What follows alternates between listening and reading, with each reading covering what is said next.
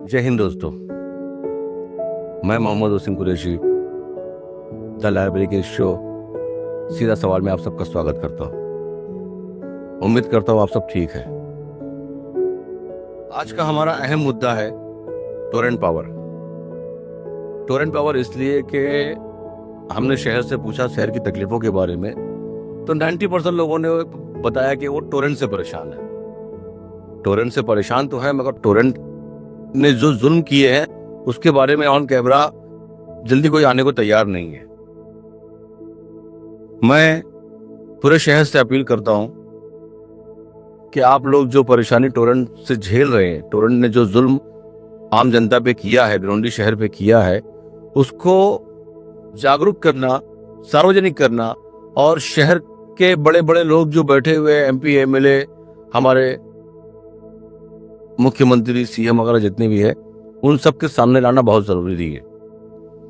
वजह यह है कि जब तक आप किसी की गलती बताओगे नहीं तो आगे वालों को कैसे पता चलेगा कि ये बंदा किस गलती पे है।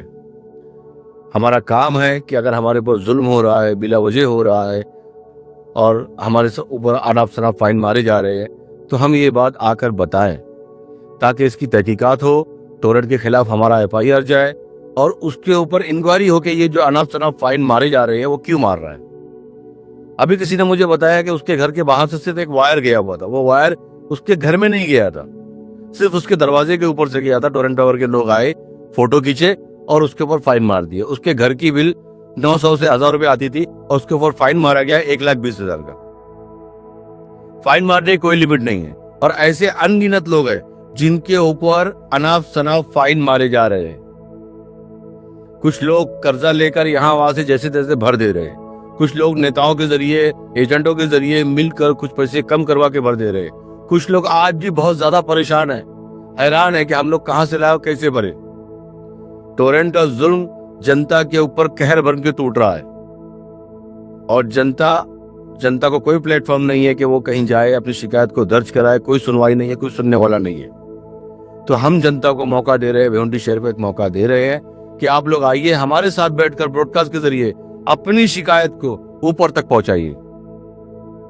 हम मिलके लड़ेंगे टोरेंट से, और हम बैठने वालों में से नहीं है जब तक टोरेंट भिवंडी शहर से जाता नहीं। टोरेंट को हटाने के लिए बहुत लोगों ने जद्दोजहद की है, किसी भी वजह से वो बैठ गए, हट गए या हटा दिए गए, उनकी अपनी मजबूरी होगी। हमारे शहर के कुछ नेता आज भी लगे हुए जो ये कहते हैं कि 2027 तक टोरेंट पावर का एग्रीमेंट है, फिर वो चला जाएगा, उसके लिए हम कार्रवाई कर रहे हैं।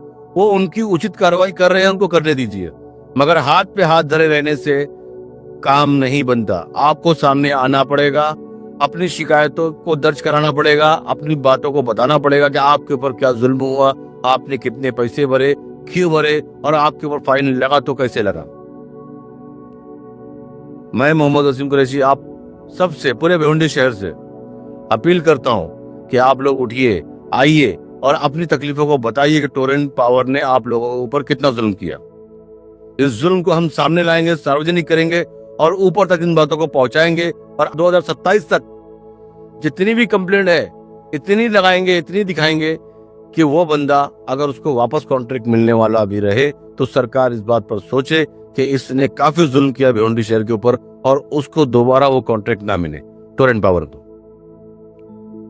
तो जो लोग तकलीफ में हैं, या जो लोग तकलीफ से निकल चुके हैं, या जो लोग तकलीफ को और झेलने वाले हैं, मतलब ये कि जिनके ऊपर फाइन लगा वो भर दिए, या वो जिनके ऊपर फाइन ऑलरेडी लगा हुआ है, भरने की तैयारी है, या फिर वो लोग जिनके ऊपर फाइन तो लग गया है लेकिन भरने की ताकत बिल्कुल भी नहीं है, और आज भी इस आश्रय में बैठे कोई आएगा और कम कराएगा, तो ये पॉसिबल नहीं है। किसी के भी जरिए जाओगे, लाख रुपया है तो 60,000 हो जाएगा, 40,000 हो जाएगा, 70,000 हो जाएगा, लेकिन खत्म नहीं होगा।